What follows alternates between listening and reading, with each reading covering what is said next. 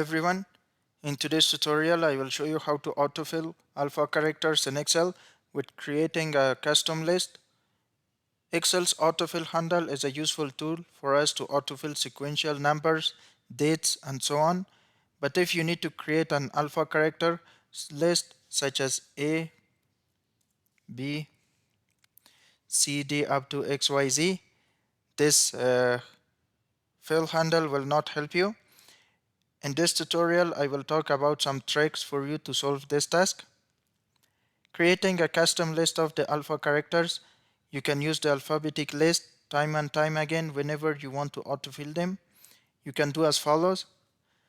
Firstly, you need to type the 26 letters in a column of a worksheet manually. As you can see, I have entered these 26 letters in column A. Then click the File tab, click More, click on the Options feature. In the popped-out Excel Options dialog, click the Advanced option in the left pane and scroll down to find the Edit Custom List button in the right panel. And then click it. In the Options box, click this button to select the alphabetic list you have created in step 1.